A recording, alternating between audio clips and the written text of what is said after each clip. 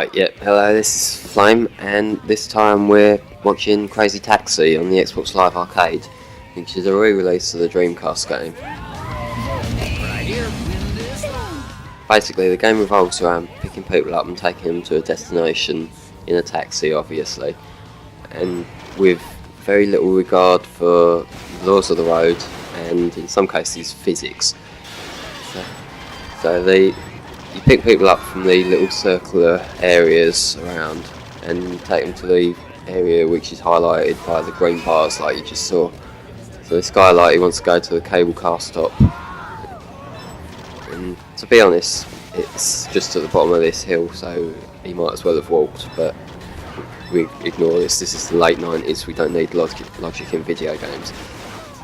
Yeah, I'll just ram this bus out of the way.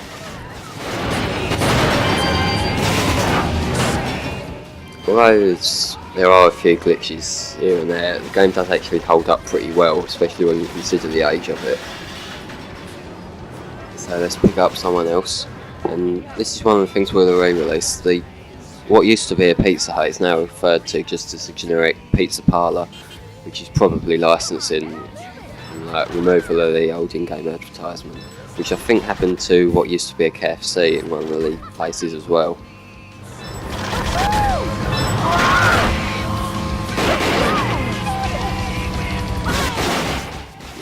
There's been a few changes from the original Dreamcast version. I think as well some of the soundtracks have been changed, which I'm using custom soundtrack here so I wouldn't notice, but I can see people getting annoyed about it.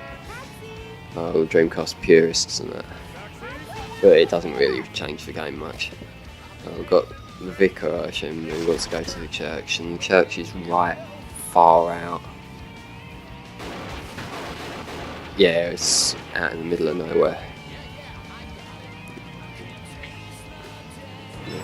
That's the other thing, every time you near miss a car, you get a small amount of money, because overall your score's based on how much money you earn, but you can see like that 150 there, you get paid every time you nearly stupidly kill yourself, which is a pretty awesome concept actually. Wouldn't it be great if cabs really were like that? Or maybe not, but you know what I mean. I want to get to the record shop. So your directions are generally pointed by that little green arrow in the top centre, which is usually pretty reliable. Every now and then it will troll you and throw you off.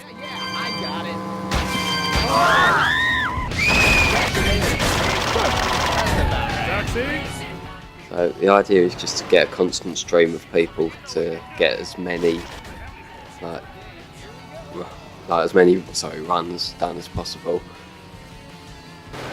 because obviously then you get more money coming in, higher fare, which overall I think it's what increases your ranking. But at the end of the day, this is the kind of game you play just for the fun of it.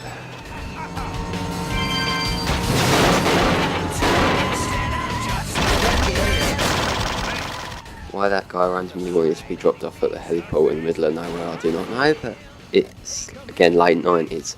You don't need logic.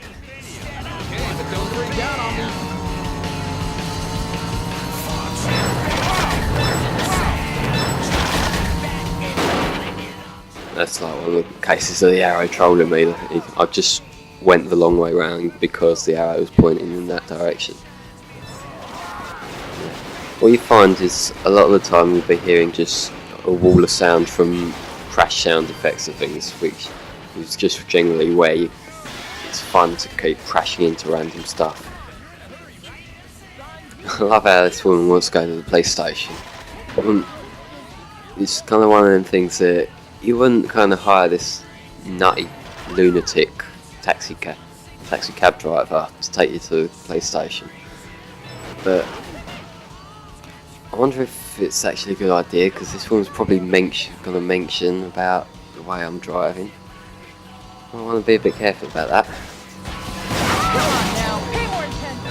She's having a go at me, this could be a problem. Yeah, you've got that individual timer over the top of the person you're carrying.